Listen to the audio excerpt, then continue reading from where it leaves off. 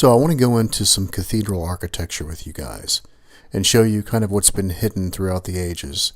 Some of you are probably already aware that the human body, that the cathedrals and their architecture are actually modeled after the human body a long time ago. But there is more than just that. There's actually symbolism associated with this as well. We'll go into that in just a second, but first I want you to hear what Timothy Hogan, the Grand Master of the Knights Templar, has to say about a certain kind of cathedral that was made during the Gothic period called the Notre Dame cathedrals. And I want to give credit to the Apostolic Johannite Church who created the 4 video series called Templars and the Holy Grail featuring Timothy Hogan. So listen to what he has to say and then we'll come back. Now, these early building guilds, we know who built these cathedrals. I mean, there's these guilds, particularly France, there's still guilds that exist today. One is called the Children of Solomon. The other is called the Children of the Master Jacques.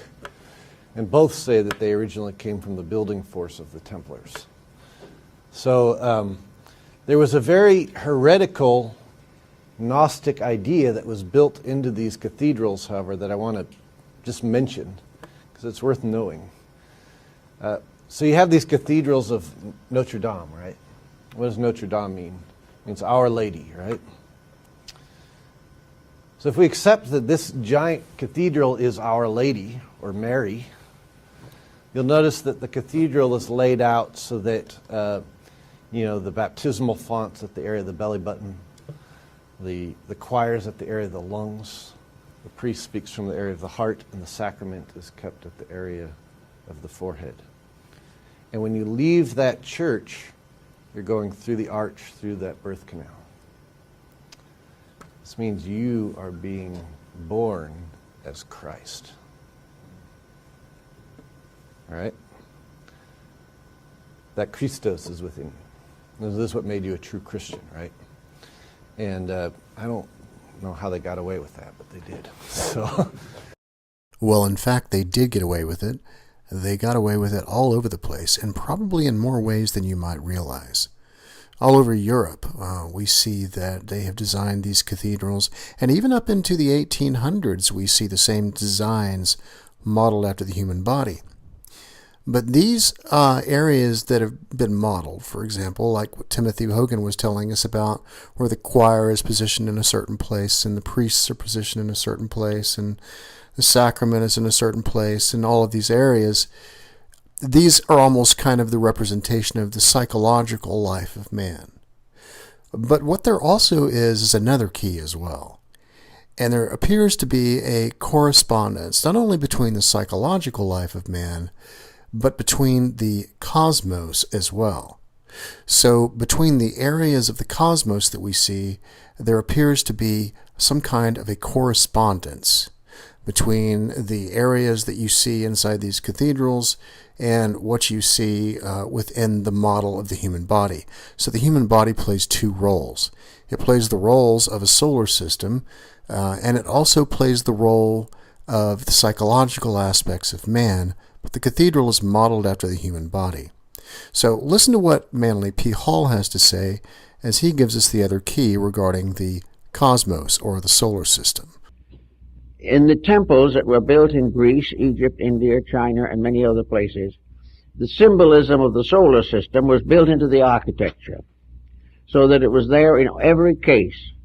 The Temple of Solomon, the mysterious temples of India and China were all, like the Cathedral of Christianity, solar symbols. And in these solar symbols, as in the Greek mysteries, the human being himself now plays the role of the sun. Okay, so let's review what we look. This is the Tree of Life geometry. This is a human body MRI that I have placed on top of this, and the Tree of Life are related,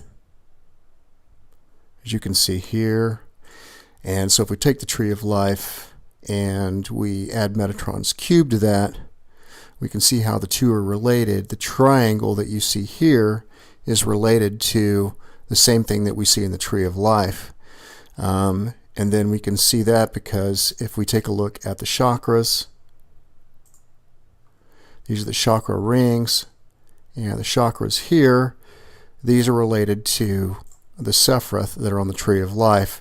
And of course the human body placed on here, we see here, is the same for both, which means that the Tree of Life and the triangle that you see here are related, as well as the geometry that you see behind them. So if we take off the chakras and we take off these Sephiroth, then for example places like the sacrum, they end in this point, and so does the geometry inside Metatron's cube. We also use the Buddha as well to kind of show the similarities between the Buddha statue and the geometry they were using, and also the chakras. Placing this area right here where it divides into four is the area of the Ajna chakra, and this is also in Kabbalah related to the heart that understands knowledge, and it's been taught through symbolism and a relationship of symbolism to both what we see across culture and also cosmically, and in what we see in nature as well. They also produce similar symbolism. This has also been gathered from the Hebrew alphabet that I've shown you recently in videos. So now what I want to do is I want to show you some cathedral architecture, and you've already heard some explanations from Manly P. Hall and Timothy Hogan. Two keys that give us some insight into the way the architecture of these cathedrals all over the world, even dating back into ancient Egypt, were designed. They had two things in mind: the human body and also the cosmos, because the solar system, or the cosmos, is also modeled after the human body, or the human body is modeled after the cosmos, however you want to look at it. And so there is this correspondence there. So what I can show you in this particular video that you'll find very interesting are some pieces of cathedral architecture that I picked out for you to take a look at. We're going to take a look at the geometry, how it's done, and then one very specific place, which is the Ajna chakra, and what they use for symbolism. This is also related in these architecture, these cathedrals, to what we see as the symbolism for the high altar. So let's get started. Okay, so obviously I can't cover everything that I've already discussed already, otherwise we'd be here for hours on end. So everybody just keep in mind that this stuff is comprehensive. But let's go ahead and take a look at some examples real quick, and then we'll get to the geometry. Francisco di Giorgio Martini, born in 1439, was showing cathedral architecture with the human body. Has a quote: "Never can a building be well ordered if all the parts are in relation to each other, like those of the body of a well-trained man." What you see right here is taken from page 23 of The Temple and Man by R.A. Schwaller de Lubitsch, and you can see the Temple of Luxor and how he's placed the human body in there. And this particular building structure right here, and using the human body, is what they did all over the place, including the Great Pyramid.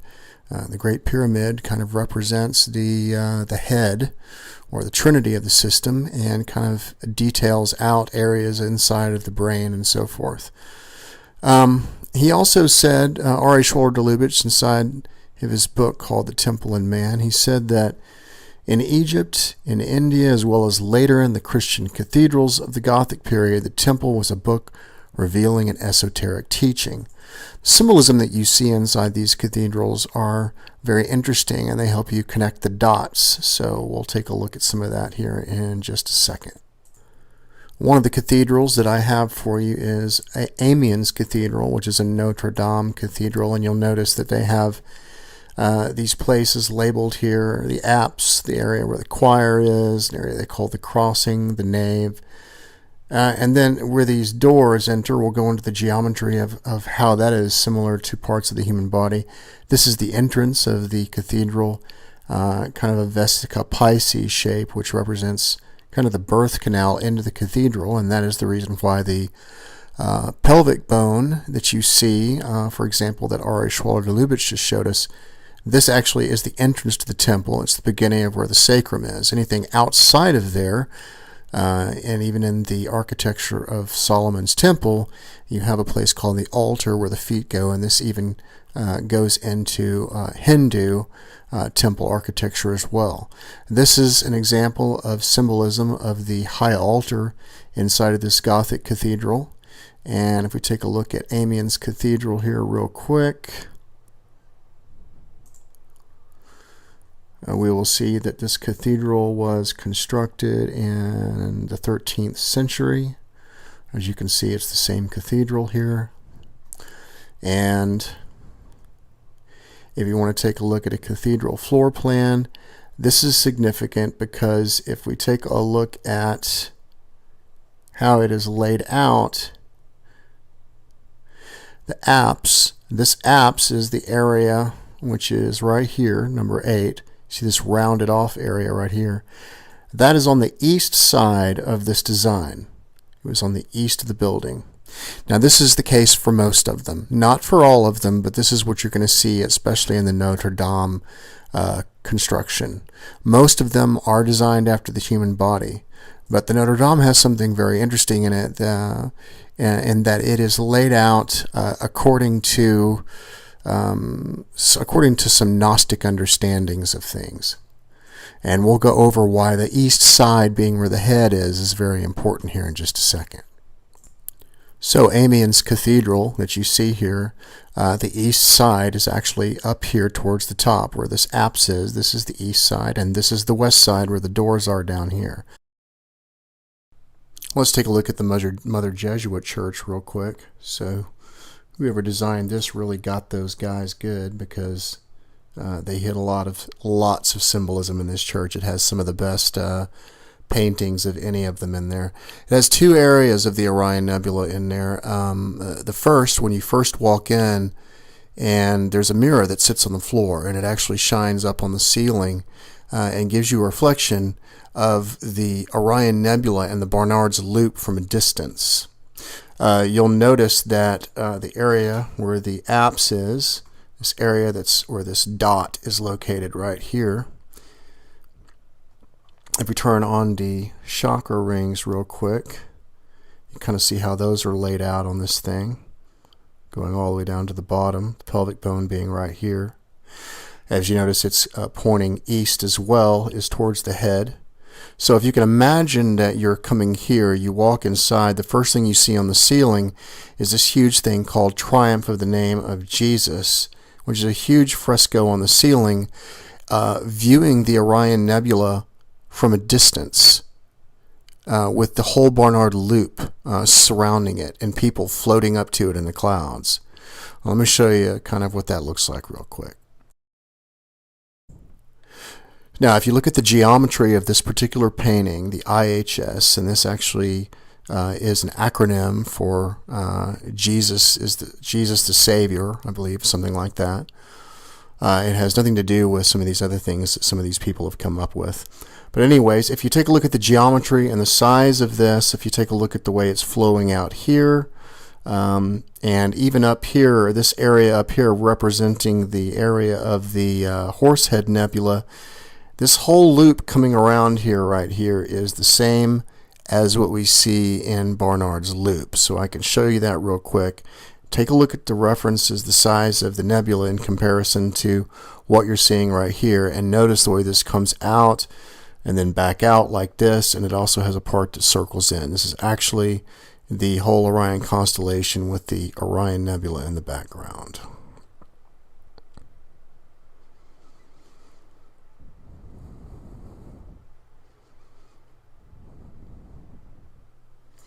Now, if you'll point your eyes right up here to this area, you'll see this area that's orange and the shape of the Horsehead Nebula as it comes back in again.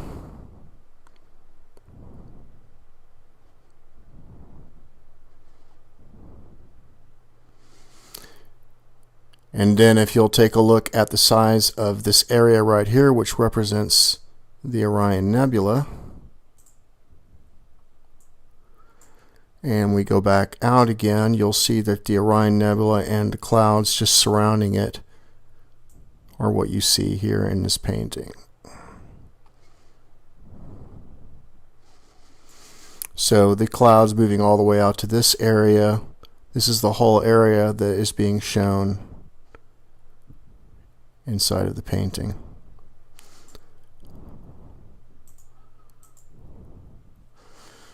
So here it is once again. If you take a look at the surrounding clouds, you'll see that they are in relationship to the size of the nebula, exactly what we're seeing, as well as the Horsehead Nebula that you see up there.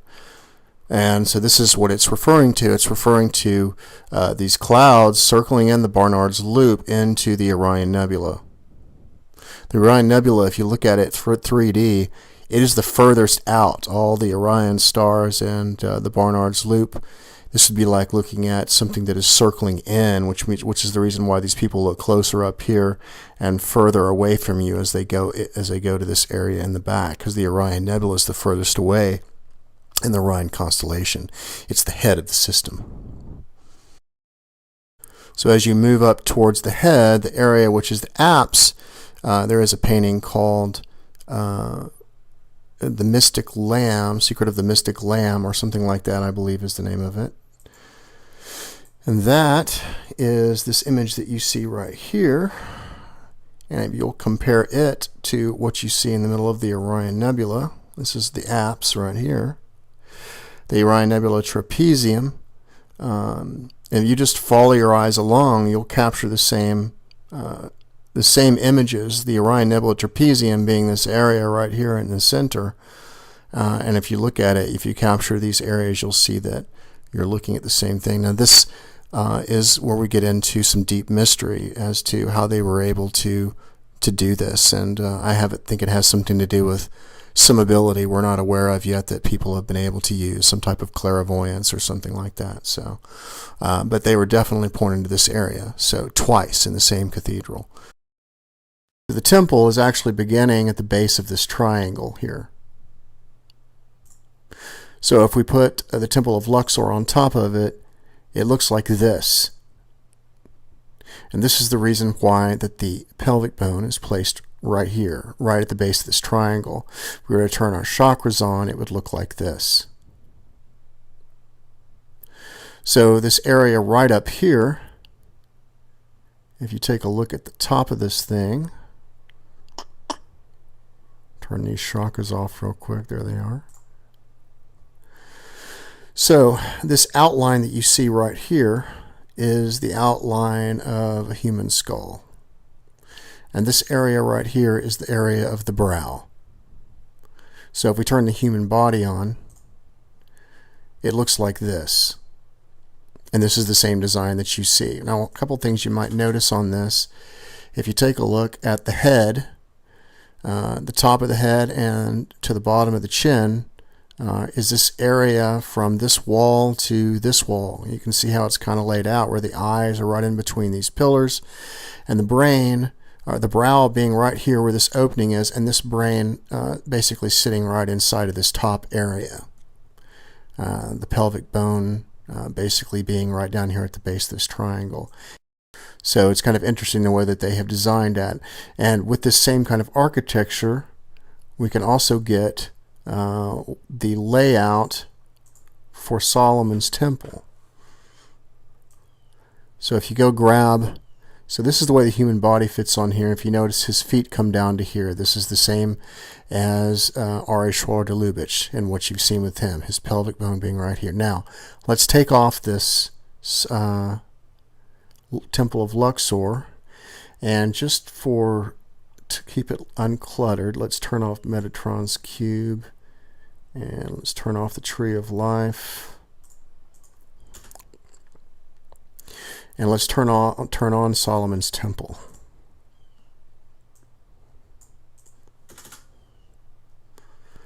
We'll just turn off the human body here. So this area up here represents the head. This area represents the torso. This area, you can see how it's even indented in the center part of this. This is the porch, and this represents the pelvis area. This opening basically is the sacrum ending and opening and going into the backbone. But then what's also interesting about this diagram is that with the Solomon's temple, you have this altar down here. This is also very similar to what you see with Hindu temples as well.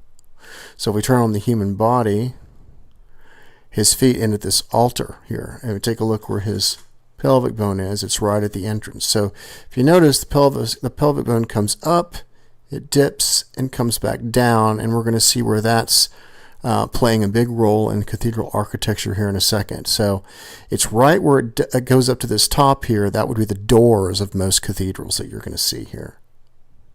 And you can see how his pelvic bone kind of outlines the area that we see inside this first area. His heart is basically kind of right in the middle of this room, and then you can see how it opens up with his chin being at the bottom of this wall and his head being at the top there. Now, what's something's interesting about this, if you turn off the human body and you turn on the tree of life, for example, you'll notice that the tree of life is kind of almost outlining the building perfectly. Kethra being this point right up here, both sides of the tree of life are almost the same width as this building. This bottom area here being the entrance to this area right here covers the whole pelvis area, and then tree of life ending right down here right off the steps. So if you kind of zoom out, you can see how the tree of life is almost the same width as what we see as the building. So we want to see what the chakras would look like in the Solomon's temple. They would look like this. Okay, so now let's turn on Amiens Cathedral, which is the one that I was showing you right over here on the left side. This is Amiens Cathedral right here. And the temple, if you remember, the chakras, so this is the base of the temple right here on the base of this triangle. So if we turn on Amiens Cathedral, then we place the temple or the cathedral to where the doors are at the bottom of this triangle right here. If we come up to the top here, the area which is the Ajna chakra is the area that's pointed to as the apse. We know that also because if we take a look at the tree of life and say we turn off Amiens real quick and back on, you can see that area that the apse is being pointed to is the area right here where it divides into four. You'll also notice that there's an arch right here. That arch represents the top of the head of the human body. So if we zoom out just a little bit and we turn on our human and zoom back in, you'll notice that the area of the apse, which is where the high altar is, which looks like this, that is where the Ajna chakra is. The choir is located right where the mouth is. And if you notice, the arch that you see right here is the arch of the head and the brain. You can see this is actually covering the brain area right here. Something else to notice is, if we zoom out here real quick, this building, as it comes down, it gets wider at the shoulders. So where the shoulders come up and dip in, the building is actually doing the same thing as the human body. And it's leaving room for the arms to go through on both sides. The building is the same width as the human body coming down. And then what I wanted to show you earlier was that the pelvic bone, as it dips in, the doors mimic that same design. So if you take a look at the human body, if you turn it off and on, you'll notice that this same dip in that you see right here is actually occurring with the human body.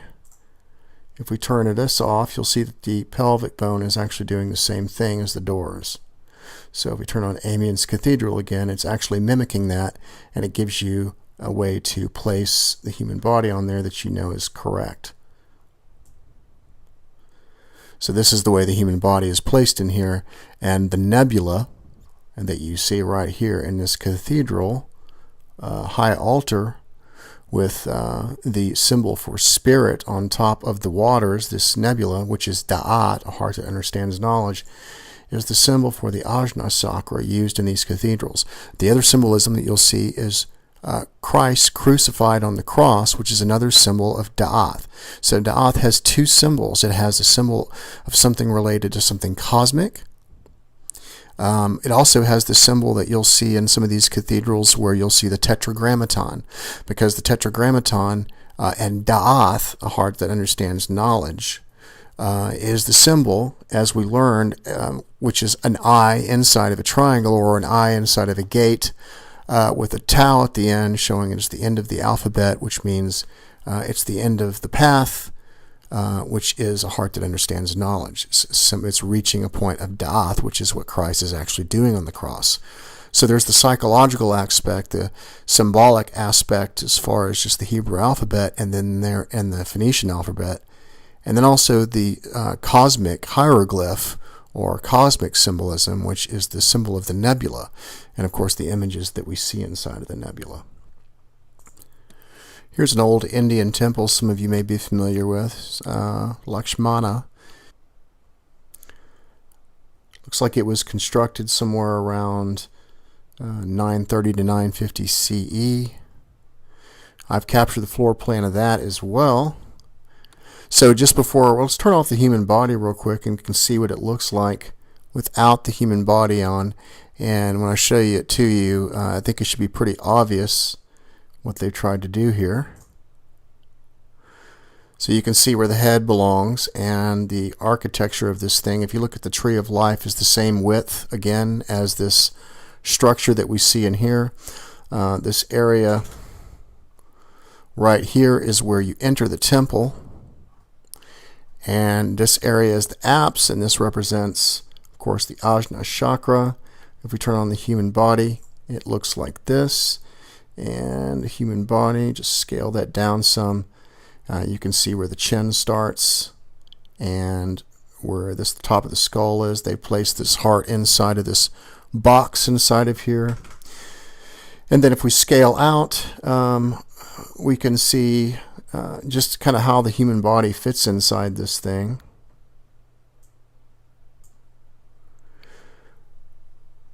And so that's that temple. And if we want to turn the chakras on for that, we can see what that looks like. Turn off the human body.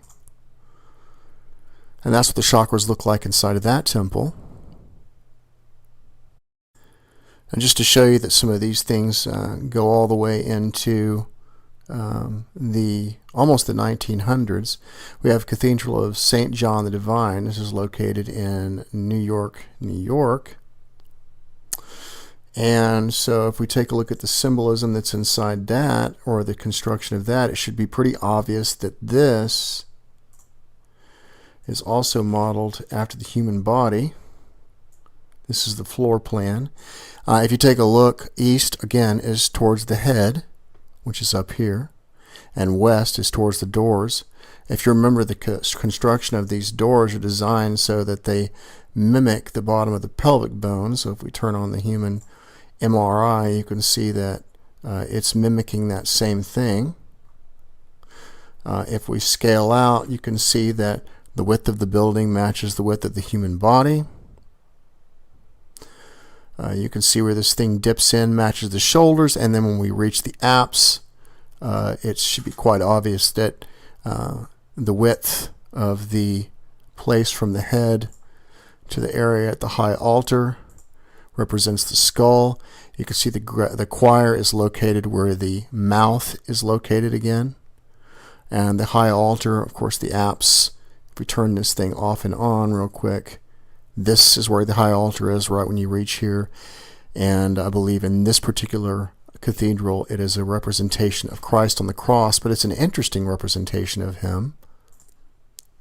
This, I believe, here is the image that we see inside of the cathedrals. And if you notice, what we have here is a Kabbalistic symbol of Christ on the cross reaching a point of da'ath. And then, of course, we have the crown, which represents Kether. So it's another representation of what we see. Of course, this area that is da'ath, and you can see this halo around his head. This is not quite the same type of crucifixion that we're used to seeing, where we usually see him being stabbed or he's got a crown of thorns on his head, which, by the way, the crown of thorns is another representation of the crown chakra as well. So anyway, so we have this as the high altar representing at this time. If we turn the human body off and take a look at the chakras, this is a picture of what it looks like here. If you want to see what that looks like with, say, Amiens Cathedral, and I think I've shown that one to you already, but if I haven't, we'll take a look at it again. This is a picture of Amiens Cathedral as well. And so if we take a look at the area where the doors are, they also are doing the same thing, mimicking the pelvic system or the pelvic bone that you see right here as the doors come in. The building is the same width as the human body. This area right here being the crossing, which means you just cross the area of the heart, cross your heart, and this area up here being the head. And this area up here being the top of the building represents the area of Kether, or the crown. So we'll take a look at a couple more here real quick. This is Canterbury. As you can see, this is also designed after the human body. This is actually the whole body. Again, this is very similar to what we see when we take a look at Solomon's Temple. That's Solomon's Temple behind it, where the feet are down here. And then also similar to what we would see with Temple of Luxor, because Temple of Luxor is the same length. If we take a look at the chakras on this, you can see that the chakras are up here, because this is where the pelvis area starts. And then, of course, right up here where the Ajna chakra is. And when I looked it up, they have something that looks, I don't know what the size of it is. It's someone's crown, and it is inside of a box that looks like it may be similar to the size of the Ark of the Covenant, which is more symbolism associated with the same type of thing. This is the area of the head. So we take a look at the chakras real quick. You can see that the Kether is up here. This is the Ajna. And we want to take a look at, of course, the human body on top of this thing. This is what it looks like right here.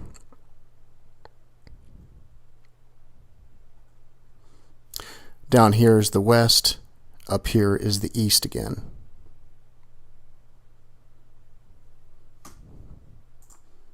Last one I want to show you is another interesting one. It displays the same nebula that I've found in many of the cathedrals.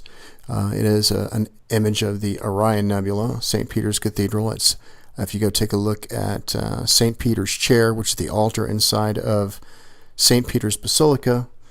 So this is the architecture layout right here. Let's turn off the human body real quick. So this is the area where the head goes. This top ring that you see that goes around here, if you take a look at the chakra rings, you'll notice that the top ring follows along the building as well, this being the Ajna chakra. So if we turn the chakras on, this is what it looks like.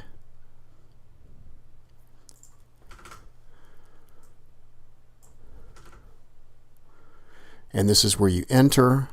Something else I noticed was very interesting about this is they captured part of the skeleton.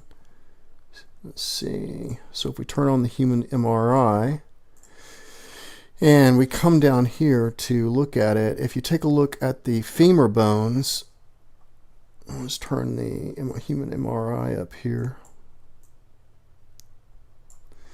If you notice the way these bones come down and curve like this on both sides, if you turn that down, you'll notice that this floor plan does the same thing as the bones do.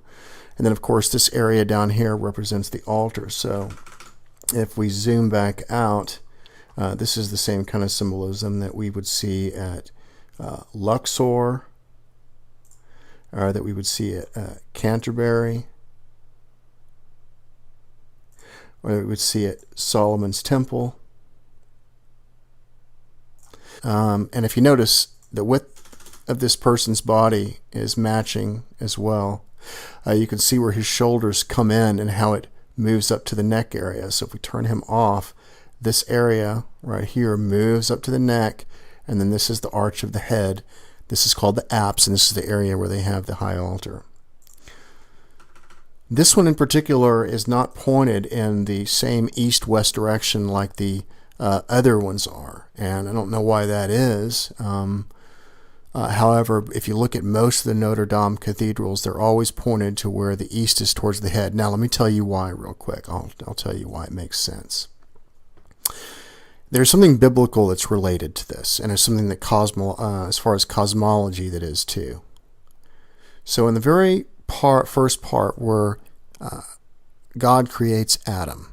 So if we take a look, it says, so he drove out man, and he placed at the east of the Garden of Eden cherubims and a flaming sword, being the sword of Orion, which turned every way to keep the way of the tree of life. Now, if we take a look at the word east and its meaning, it says the front, absolutely the forepart, relatively east or time, antiquity, often used, it means before, anciently, eastward, aforetime, ancient time. So it's talking about the very earliest place, and that would be where creation begins. So if we take a look at the Kabbalah tree of life, and we take a look at that sword that they're referring to, that sword is coming through Kether. So the sword at the east of the garden. So if we take a look at this, if we take the Kabbalistic tree of life, you've seen me place that on these cathedrals. So the eastern part is towards the head. And this is where the sword is. So they placed the sword there, and it turned every which way. Up here they were in the garden, and they fell down the tree. Okay, so it's actually a symbolic of spirit moving its way into matter, is what it's symbolic of. And so this sword, and this of course is called the lightning flash of creation that you see right here, that's described in Kabbalah. The supernal triangle is what you normally see on God the Father, right up here. And so it's very symbolic, because this is where the eastern part is, and the eastern part is also located, for example,